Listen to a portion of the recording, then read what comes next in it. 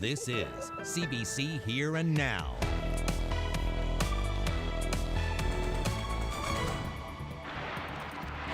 I see us coming out with another win or two here. We feed off that motivation and energy that comes with playing at Mall 1.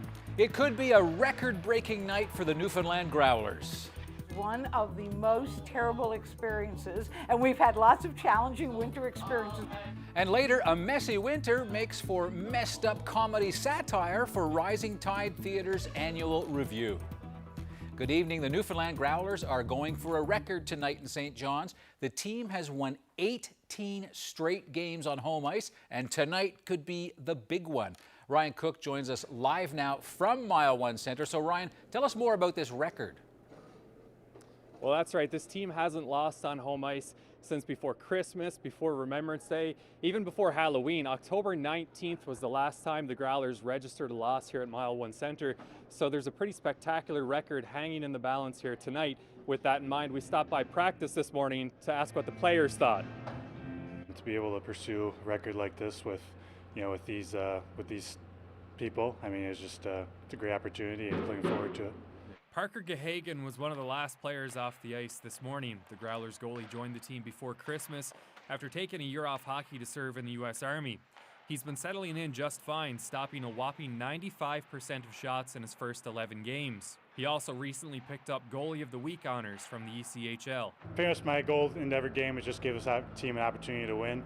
And they make it pretty easy sometimes with the goal support I receive, but I definitely couldn't have the stats I do without the guys in there, and whatever accolades I receive, I mean, it's just a reflection of the team. While the players say they're not thinking about the streak, they are hoping that the fans are a little extra enthused here tonight. We feed off that motivation and energy that comes with playing at Mall 1, and hopefully tonight is no different. Maybe it's a little bit more amped up with the festivities tonight, but no, we're excited to get going.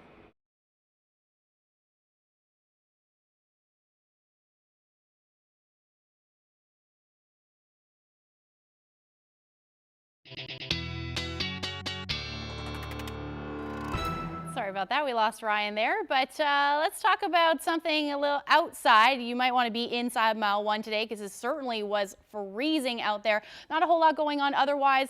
Pretty quiet weather-wise. We are seeing those chilly temperatures, though, dominating most of Newfoundland and Labrador. And as we take a look at the temperatures today, you can see up through Labrador, the cold spot really was Lab City at -23. Those temperatures really filtered down earlier this afternoon. Temperatures about -2 in the morning for St. John's. And this is where we're sitting now, down to -13. Bone-chilling wind chills as well. I'll tell you how long these temperatures are going to stick around coming up. Thanks, Ashley. The former head of the Liquor Corporation insists he did nothing wrong. Steve Winters says he bought millions of dollars of wine through his son's company because it wasn't against the rules. And he says the reason the program is actually losing money is because the company is selling off those wines too hastily. Peter Cowan is live with us now. So, Peter, what exactly is Mr. Winters' defense here? Anthony, if you were expecting anything resembling an apology from Mr. Winter, you'll have to hold your breath on that because he's defending all of his actions in this. He says he set up this program. He was the one who ran it because he was the one who had the expertise. And when you talk about millions of dollars in sales, he insists his son only profited commissions of around $30,000 or $40,000. And he says in all of this, everything, even though the rules weren't broken provincially, he did break a few of NLC's guidelines, but he says it's all okay. To say that I started this with any intent of filling anybody's pockets, that's only crap. I started this in order to build business for the NLC, and I did build business. And the business itself goes up and down based on the year. Now, the Auditor General said once you factor in the cost of the cash that's tied up in all this wine that's sitting in the warehouse, the program actually lost money, $2.2 million in total. Now, what NLC is trying to do right now is get as much of the money back by selling off that product. For example, this bottle of Sauterne, it's a half bottle, normally would sell for $50. I bought this on sale today for $26.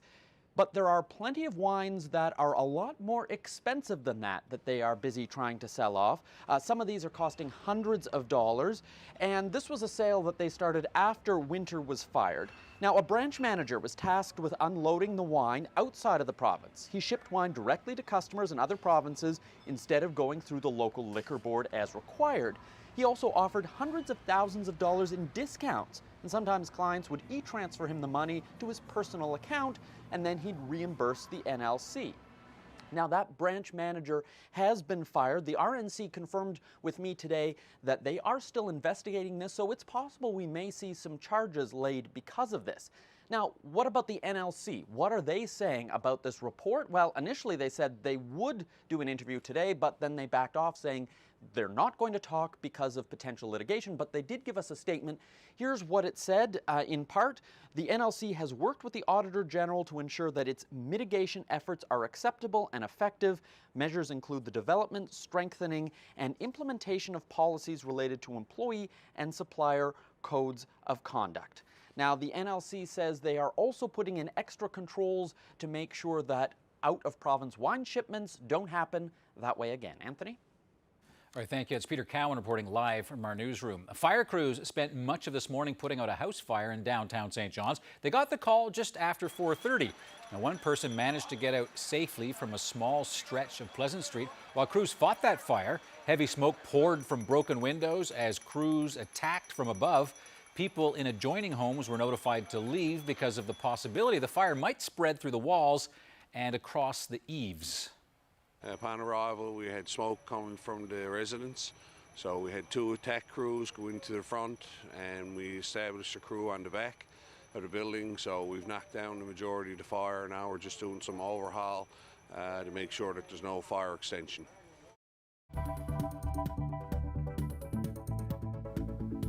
Well, Pickles finds his forever home. Not sure what accent that was. Meet the Paradise couple who say it was love at first sight. Well, a segment of the province's healthcare system got some help today with a major corporate donation. While announcing a $500,000 donation to cancer care, Fortis CEO Barry Perry said cancer affects far too many people in this province, practically every family in every home. He says it's important that companies such as Fortis do what it can to help make a difference. $250,000 will provide substantial support for Bliss Murphy's In This Together campaign, which will see the construction of a new chemotherapy unit on the 3rd floor of the new Nuclear Medicine Center adjacent to the Cancer Center. And the other $250,000 will provide much needed renovations and updates to 4 North A of the Health Sciences Center to help patients and their families while undergoing acute care during hospitalization. To a significant national story now. It's day 9 of the protests that have disrupted transportation links right across Canada. Protests in support of Indigenous land rights have shut down almost all freight and passenger rail services. But more and more businesses and people are demanding that Ottawa get those trains moving again and fast. Today, the Transport Minister insisted that those calls are being heard. The government has been working every day ever since this happened. I can assure you that we've been engaging both amongst federal ministries with the companies that are affected, CN, VIA, CP, as well as with our provincial counterparts. So we've been actively engaged on trying to find the best solution and as quickly as possible. Now, Garneau says the rail blockade brought new urgency to his annual meeting today with his provincial and territorial counterparts. National Indigenous leaders were also in attendance. Other high-level talks to end this rail shutdown are planned throughout the weekend. Tomorrow, Federal Indigenous Services Minister Mark Miller is expected to meet with Mohawks, who are blocking the busy Ontario rail corridor. Meanwhile, in British Columbia, Crown Indigenous Relations Minister Carolyn Bennett will be there for talks between the province and the hereditary chiefs who first began this protest over the construction of a new gas pipeline across their lands. Well, here at home, Corner Brook showed its solidarity with Wet'suwet'en today. A handful of people turned up at City Hall to show support for those people who are protesting the proposed pipeline in BC. Here now's Troy Turner reports.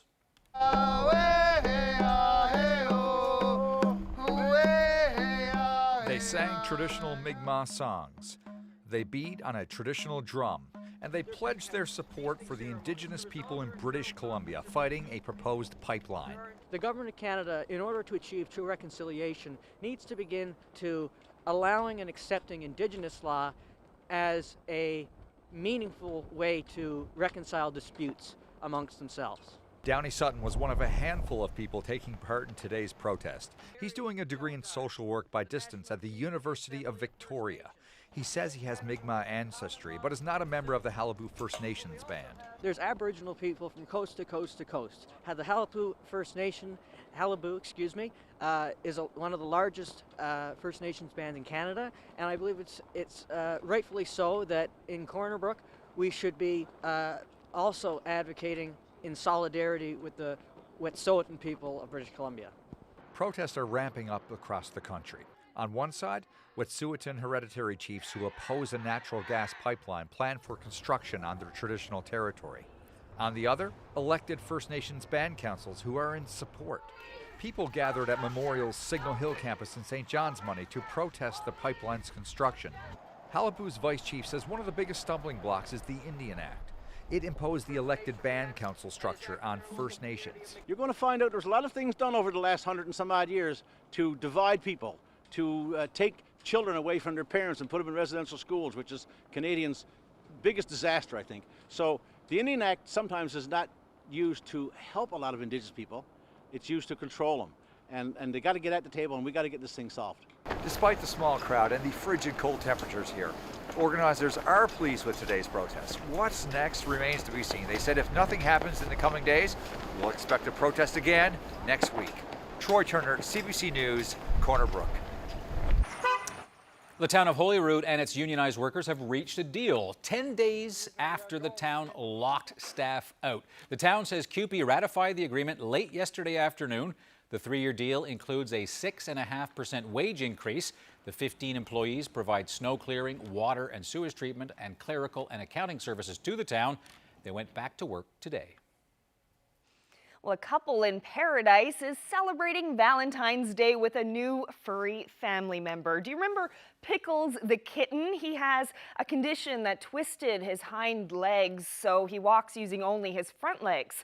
Well, despite his disability, Pickles had no trouble finding a forever home. I met the new family this morning. A couple weeks ago, the CBS Animal Hospital posted this little beautiful feller on CBS social media page. And I was laying in bed actually, and I ran. I was like, Ryan, oh my God, look at Pickles.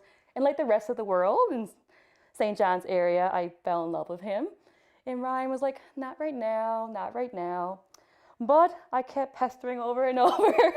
And Ryan, oh, just go put an application in. And on Saturday morning, February the 8th, we got the call from SPCA saying that we got him. And I cried. I think for me, when I read his story and his circumstances, I knew in my heart, yay, kisses, that I thought I could give him a good home and see his potential. And that's my heart just, I don't know, it just sank.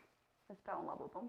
I mean, when you adopt a cat, you assume all those responsibilities, whether or not it's a cat in full health or a cat with, a different condition. But from what we've seen from Pickles, he can live his life pretty independently. He eats, he runs, he jumps, he plays with no problem. When we spoke with Dr. Harvey, she said that there was no foreseen issues. But as cat parents, that's what we assume those responsibilities as that. He's a comic. He's very funny. So sweet and loving. Definitely a little cuddle bug. And he's just perfect. He's just perfection. We love him. Such a cutie. And if you want to follow Pickles as he grows up in his new home, he now has his own Instagram account, of course, right? Just search for Pickles_the Wonder Cat.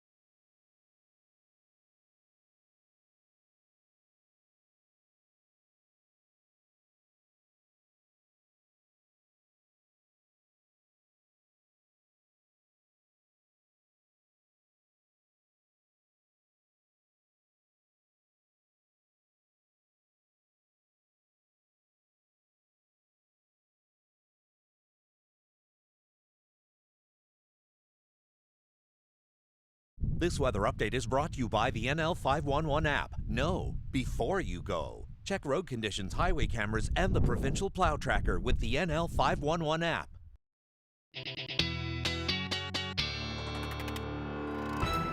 Well, some people might want to feel a little heat on Valentine's Day, but not getting much of that as far as anything I see or feel out there. It's No, freezing it is cold outside. Yeah. Absolutely freezing outside. Temperatures plummeted through the afternoon. If you haven't been outside recently, Right.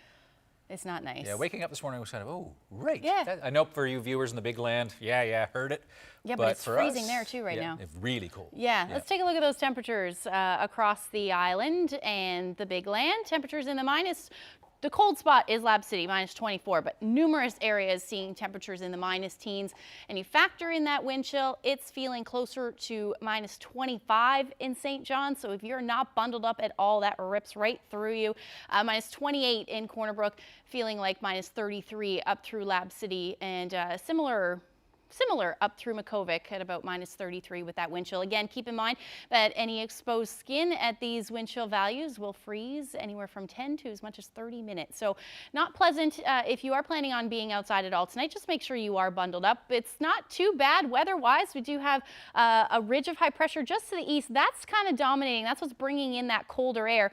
If we zoom in a little bit, you can see some onshore flurry action happening down along the south coast around Stephenville, Port-au-Port Peninsula. That's where we're seeing most of that snow, and that risk will generally continue as we head through the night tonight in onshore flow. Anywhere really along the northeast and the south, wherever you're in an onshore flow, you're still looking at that risk of flurries overnight. Otherwise, quiet and cold up through Labrador. Just eventually going to clear out though towards the coast. And a pretty nice evening overall with those temperatures. Still going to be quite cold though. So we do have those extreme cold warnings now for Lab City towards Churchill Falls, up for the northern portion of the Big Land as well as the northern peninsula. That's where the coldest temperatures will be tonight. And then along with that, a wind warning. So not only are we seeing these cold temperatures, but really strong winds up through Nain. 100-kilometer-per-hour winds expected to continue tonight. And then same with northern peninsula east. Things will improve though as we head towards the morning. So here's where we'll be sitting temperature-wise. Another cold night for Lab City, down to minus 33. Again, breezy conditions with those temperatures in the minus teens right across the board for the island as well. So when you factor in that wind chill overnight tonight, we're looking at wind chill feeling closer to the minus 20s, minus 30s, again nearing the minus 50 mark for Lab City. And then Makovic, you're looking at about minus 38. It's not really going to get all that better by morning. We're going to be sitting around those similar wind chill values, but as we head into the afternoon, things will slightly improve. And that's just because temperatures are going to jump up a little bit as well. So you know, the forecast is essentially the same as what we're seeing today. Those onshore flurries for the west coast, anywhere in that onshore flow, you could see the potential for some flurries, but it's going to be quiet. So that's good news through the day tomorrow. And then again, with those temperatures sitting a little bit warmer. So back up to about minus 7. This will creep up as we head into the afternoon and evening hours. Breezy conditions continuing. Minus 10 for Clarenville as you head towards central in those minus single digits. Same thing pretty much along the coast. Again, those onshore flurries expected through the day. Your winds will stay out of the west-southwest, 30 to 50 kilometers per hour. Sunshine up through the northern peninsula as well as the southeastern portion of the Big Land. And then as we head towards the west of Labrador, you're looking at about minus 18 tomorrow, minus 24 for Nain. So that's a look at your Saturday forecast into Sunday. We're going to continue to warm up. I'll have all those details coming up. Thanks, Ashley. Well, a different kind of February 14th day of love for you story. One Canadian couple's unfazed about the close quarters they have to share, spending their Valentine's Day aboard a quarantined cruise ship. Originally from Joffrey, Alberta, Hans and Lolita Wiesner are stuck on the Diamond Princess, but that's not exactly how they see it. And get this, today also happens to be a very special anniversary for them. 48 years ago today was when we met.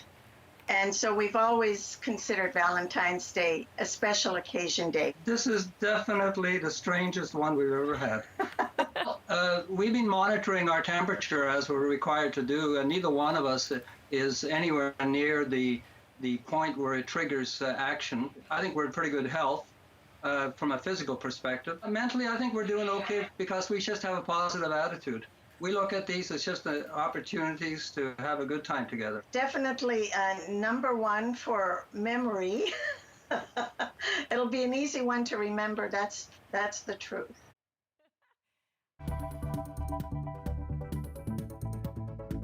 I don't care how you slice this, you cannot tell me that the Liquor Corporation, the people selling liquor, selling wine, are an absolutely essential public service that needs to be in the public sector. So, should booze be a private business? It's time for the talk.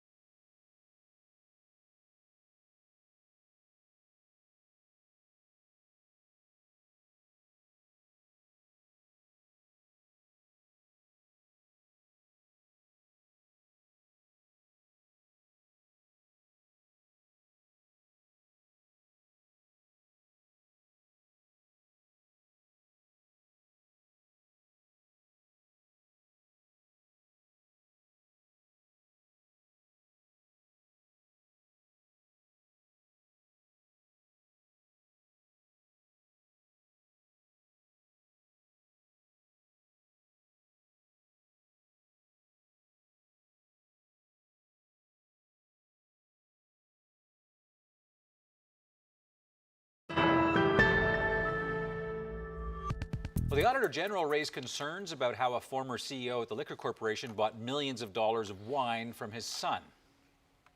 For me, that's sacred, and you take those duties seriously, and you keep your fiduciary duty in the best interests of the corporation.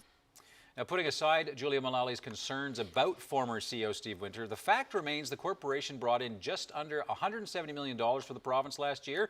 But the NLC also pays for 24 large retail outlets, unionized staff, and there are hundreds of Liquor Express outlets that resemble private liquor stores that you might see in Alberta or the United States. So this evening we're asking the question, should Newfoundland and Labrador scrap the NLC and let the private sector take over, or is there merit in keeping the NLC just as it is? It's time for the talk.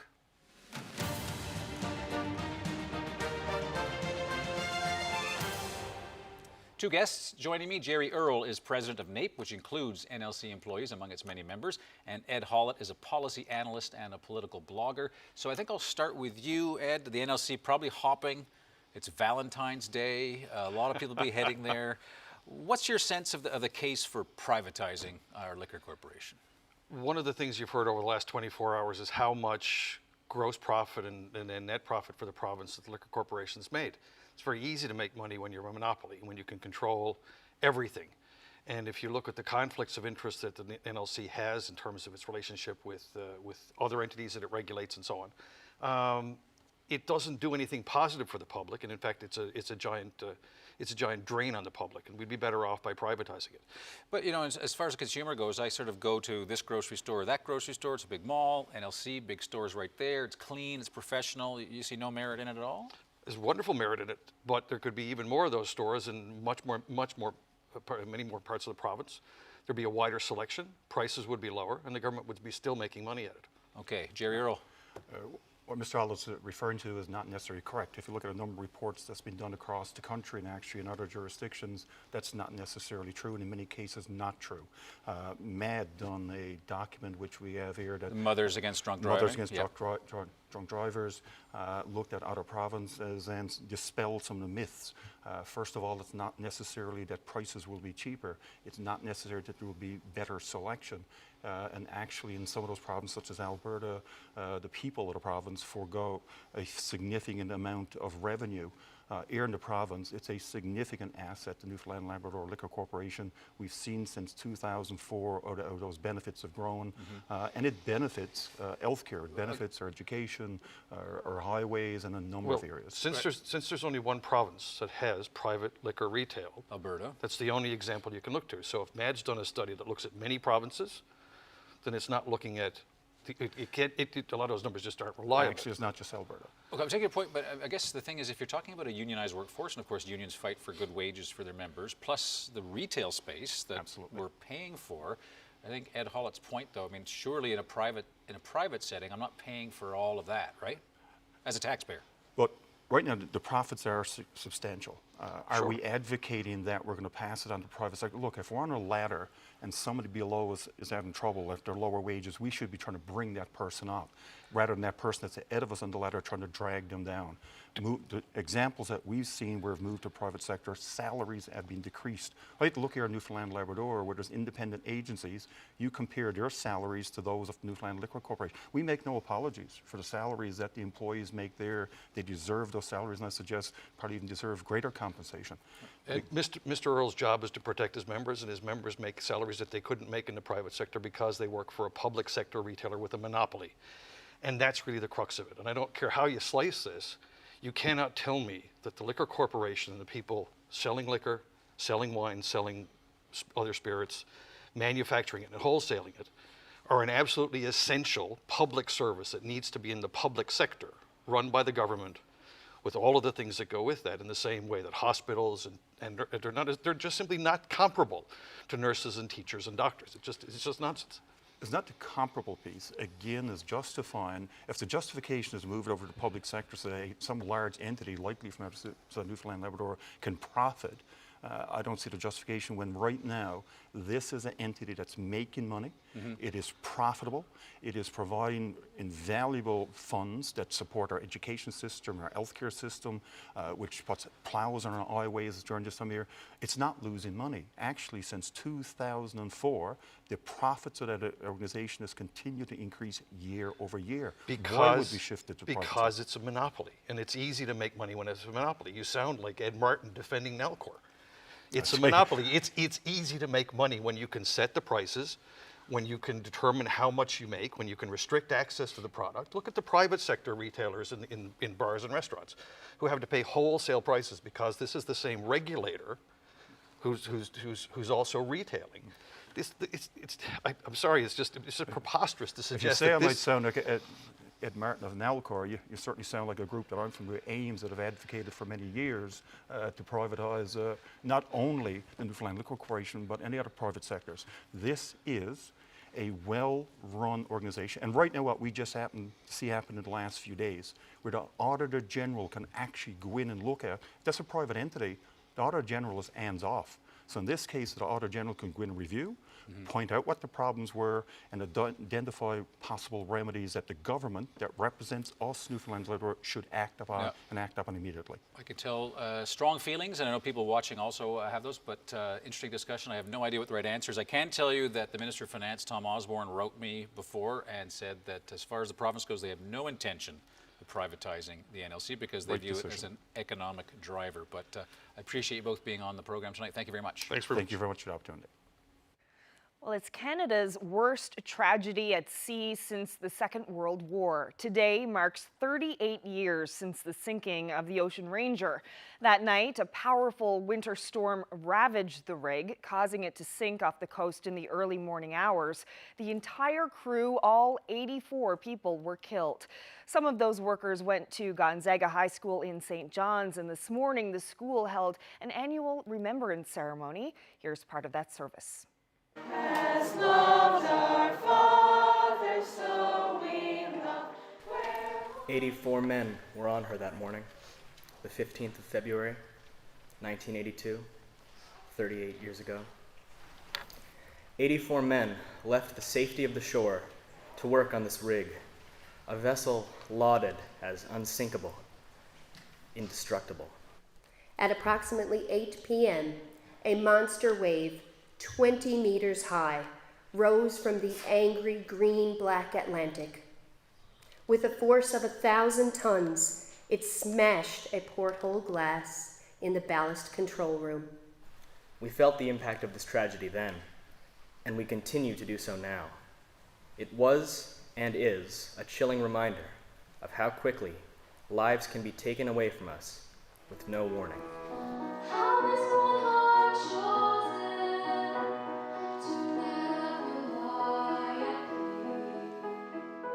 The crew informed the sister rig, Sedco 706, to send out a mayday.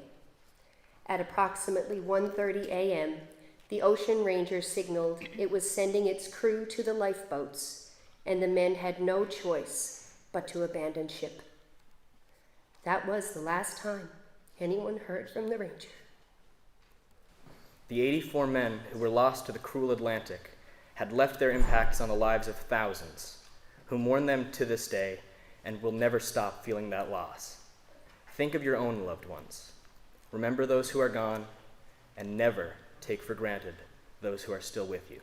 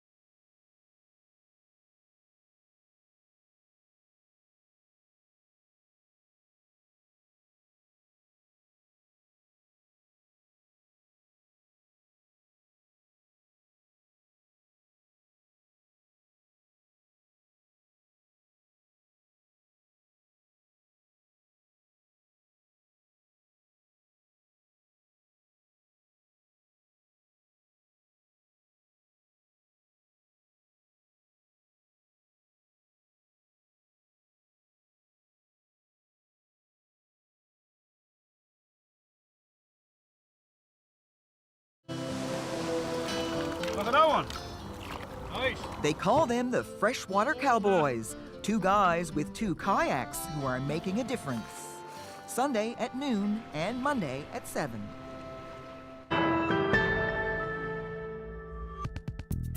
Welcome back to Here and Now.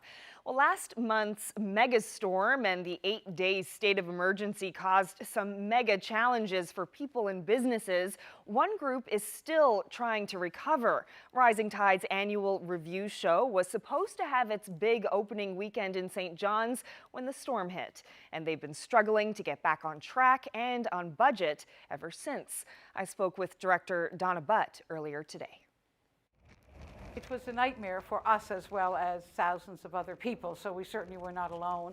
We opened our show on the Thursday night, and then we were just beginning our run in St. John's, and we never got back into the Arts and Culture Centre again. Oh, we're in the hole. Newfoundland's been bought and sold. All hands are on the dole, 'cause Newfoundland is in the hole. So we were here every day, waiting to hear, waiting to find out the state emergency would be lifted. It was, I would have to say, it was one of the most terrible experiences, and we've had lots of challenging winter experiences. All hands are on the dole, 'cause Newfoundland is in the hole. Then Danny Williams made the call and shagged us all with Muskrat Fall. But it's not just that, as a matter of fact, we haven't been winning since the very beginning. We've been doing review since 1984. So, you know, we've had a bad moment on every spot of the highway from here to Stephenville and back. Every day we thought the next day they'll open, but they never did. So when we got to the Wednesday night, now we were in very serious position because not only were we losing the shows in St. John's, but now we couldn't get to, our next date was Marystown, but we weren't allowed to leave St. John's. Although we're in the hole, staying here till I grow old. When you're sitting there and all the work you've put in is not going to be seen, and you're losing thousands and thousands and thousands of dollars, and then trying to get ready to go on tour under those circumstances as a nonprofit company, it can be pretty disturbing, very disturbing, because all the money is going out, there's no revenue coming in. I don't think that it would be possible to make up for all of the loss, no. You know, because we had all the momentum of the show. That would have started on the Thursday and then built. It was a weekend. You know, in these days you find that people, they have busy lives. So now we're going to bring back the massage show to St. John's. And I'm telling you, if it snows on the 24th, 25th, or 27th, I'm going to determine there is either a political or otherwise conspiracy against review. I can't imagine the force up above would dislike us that much.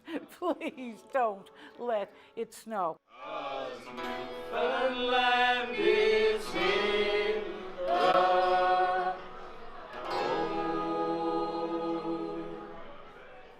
That's great. What's amazing talent, right? Oh, amazing but talent. the show must go on, even Absolutely. if Snowmageddon tried to wipe them out. Yeah, so I think everyone should cross their fingers that it does not have, that we don't have another snowstorm on the 24th, 25th, or the 27th in St. John's, because that's when their performance is. So they're really hoping to make up for some lost time there. And if you haven't caught them, do it, because there's always a few surprises. Yeah, absolutely.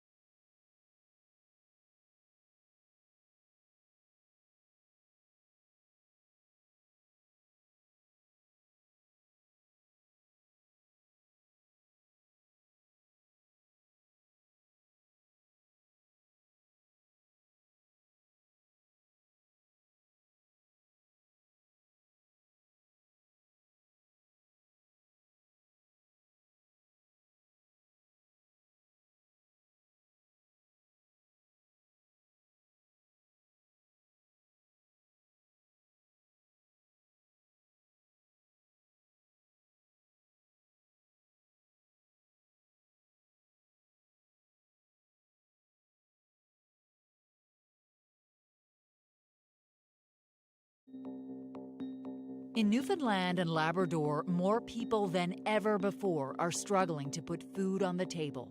You're like, okay, gotta get home, feed the kids. What am I gonna make for them? Do I have the ingredients I need? If I don't have the ingredients, do I have enough money to go buy them? Single-parent households are most likely to suffer. And when you have to choose between paying the bills and food, food usually comes near the end. CBC NL presents Fed Up, a series looking into why so many people are experiencing food insecurity. For more details, head to cbc.ca/NL.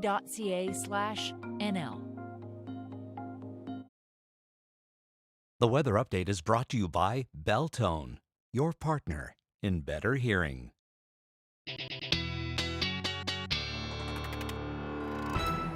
Valentine's Day, heading into the weekend. You know, you got plans for tonight, special plans, but probably always thinking as well, Saturday and then Sunday towards the end. So yeah. Shall we look ahead? Yeah, it's the first weekend in a while where we haven't had a storm. I bet you everybody's very happy about that. I'd take that more than a box of chocolates or flowers. Absolutely. Maybe you wouldn't, would you? Yeah. Oh. Why not? Want to think about it? Yeah. Yeah, so quiet. Yeah. We're going to get through these cold temperatures on Saturday, and then Sunday is actually going to be pretty lovely. Excellent. Temperature-wise. Let's take a look at what the future tracker is saying. We are looking at unsettled weather because once we start to get into these warmer temperatures, that ridge of high pressure moves out and a little bit of a low, or at least a trough moves through. So we're going to see some onshore flurries again along the west coast and then up through Labrador. It's going to be a generally gray day for most of us. Most of the snow accumulation will be on the west coast. Not anticipating too much, but in some of those onshore flurries, you could see some accumulation with that as well. That trough will move through, bringing that potential for some flurries with it. This is through Monday morning, and the temperatures are actually going to climb. So here's where we're sitting temperature-wise on Sunday. Quite lovely, still a little bit below zero for the majority of the island. Should be hovering around the 0 to 1 degree mark.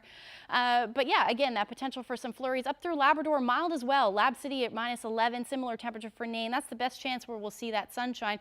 Otherwise, flurries across most of the big land, and your temperatures again will be sitting in the minus single digits. So looking ahead, once that trough moves through, the next system moves in for Monday. Doesn't look like a significant one at this point, but we could see some showers in the morning for the Avalon. This continues to track a little bit further east, so it does look like we will see a changeover though to snow into the afternoon as that low pushes away and we get back into that northerly flow thanks to this ridge of high pressure. Again, quiet through the day on Tuesday. Wednesday, the next one rolls in. This one looks like it's taking a track a little bit further north, which means we'll see snow to start, change over to rain, and then back into snow on the back side of that one, especially up through Labrador. And then again, that onshore flow continues as we see the winds out of the northwest. So over the next couple of days, here's where we'll be sitting temperature-wise. A little bit of a roller coaster again, so temperatures are slowly climbing as we head into Sunday. Monday looks like a temperature around 4 degrees through the day, -5 for Tuesday, and then 0 degrees for Wednesday. So again, a little bit of up and down, and it does look generally gray. For central Newfoundland, sunshine tomorrow and then gray for the most part. Temperatures in the minus single digits, 0 degrees by the time Wednesday rolls around. And then we've got western Newfoundland looking at gray skies, maybe a few peaks of sun on both Monday and Tuesday, but overall those temperatures will be sitting around -9, -1 for Wednesday. And then up through Labrador as you hang on to those temperatures in the -20s tomorrow. Big climb on Sunday. And then eventually those temperatures will be dropping down. Oh geez, what's happening?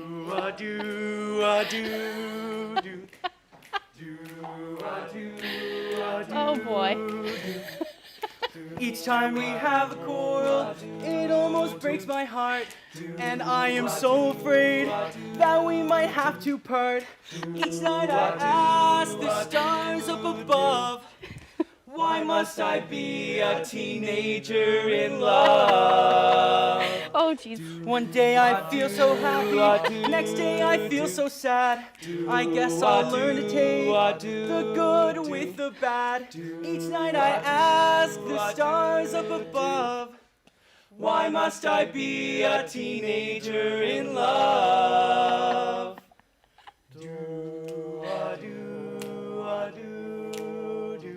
Earth angel, won't you be mine? My darling dear, love you all the time. I such a fool in love with you. Thank you. A 1, 2, 3, 4. Each time we have a quarrel, it almost breaks my heart.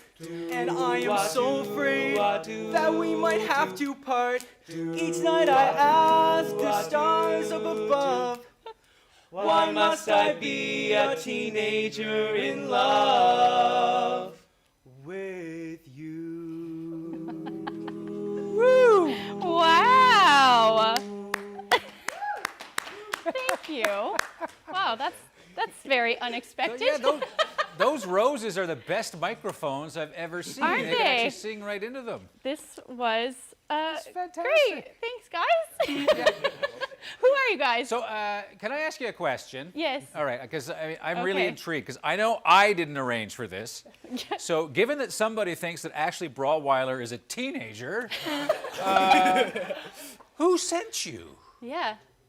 You're Big Jelly. You've been on here now before. I recognize you from other episodes. Yeah, we'll talk about that after. But so, how did you guys come to be here? And who are you? We're the Holy Heart Chamber Choir. Okay. Okay, excellent. You're Holy Heart singers, right? Yes. Yeah. Perfect. You guys must have been a very busy day today, I assume, right? Yeah. Yes. The Love Notes program. I heard you guys on the St. John's Morning Show this morning, so you were helping people doing these singing You're awfully quiet. Singing telegrams? Yes. How'd it go? Pretty good. Good. Well, listen, thank you for This was so great, guys. Thank animating you. our show. And I'm going to grab one of these as we go to commercial. Okay. Thank you. I'm cheap.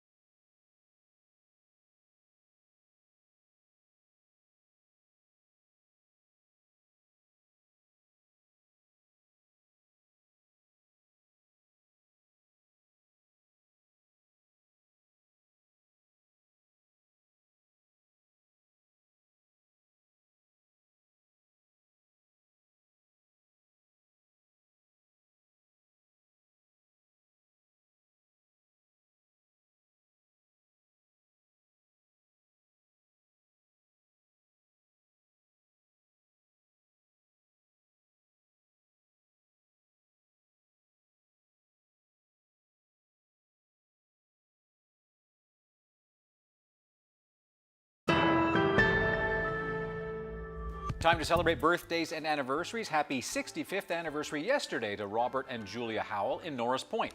This coming Monday, Jake Windsor will celebrate his 99th birthday. Jake is from Wesleyville, now lives in Mount Pearl, and want to thank Jake and his better half for bringing Terry Windsor into this world. We work with Terry here at the CBC.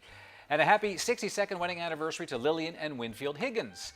A Valentine's happy 50th wedding anniversary today to Stella and Ed Hennebury in Wabush.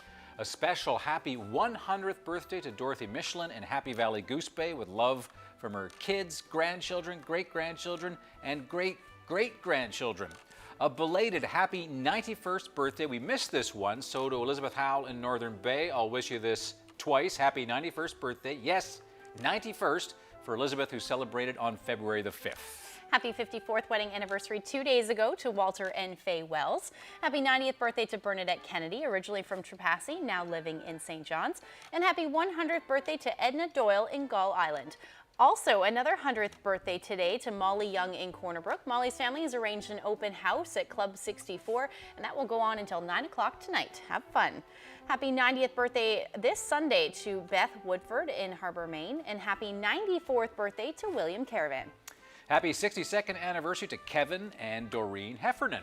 Happy 92nd birthday 3 days ago for Terry O'Reilly. And on February 12th, Myrtle Rice celebrated her 92nd birthday, formerly from Bay Verte. Myrtle now lives in Lewisport. Also Wednesday, David and Emily Kenny celebrated their 54th wedding anniversary. And a happy 50th wedding anniversary to Wayne and Frances Barter from Ramia. Happy 90th birthday yesterday to Maxwell Monk, formerly of Monkstown, now living in St. John's. On Monday, Myrtle Legg celebrated her 91st birthday. Congratulations. Happy 50th anniversary to Howard and Christine Cooper in Winterton.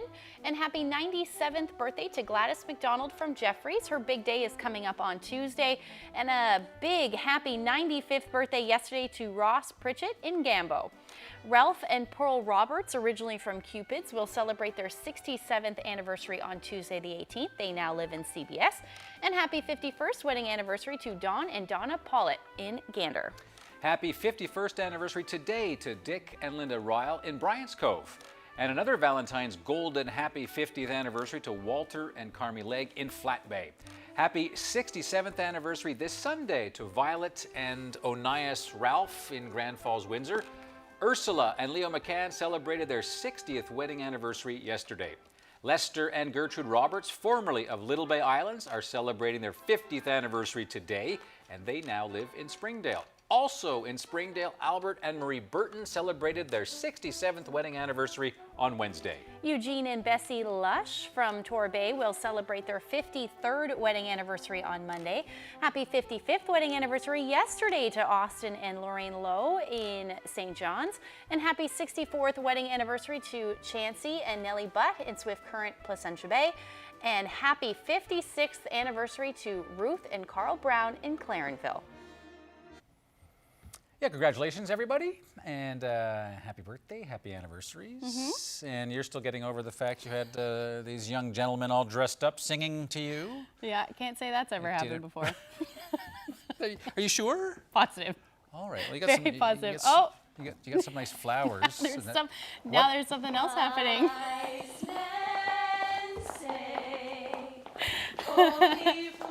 All right, it's a parody. Excellent. Wonderful. This is brilliant because I did not expect this. No. Thank you. I know you.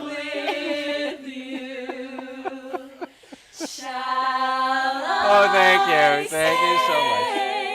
Would it be a sin? It would definitely be a sin. I can't help falling in love with you.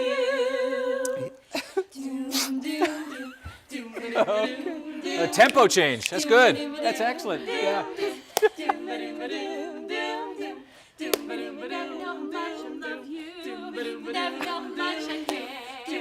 When you put your arms around me, I get a fever that's so hard to bear. You give me fever. Better than Anne Murray. When you kiss me, fever when you hold me tight. Fever in the morning, yeah, fever all through the night. You give me fever. I'm getting hot too. It's weird. What's happening? Yeah, it's embarrassing, hey, Anthony?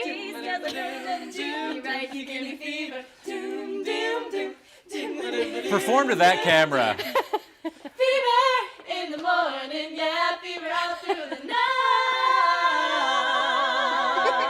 So great!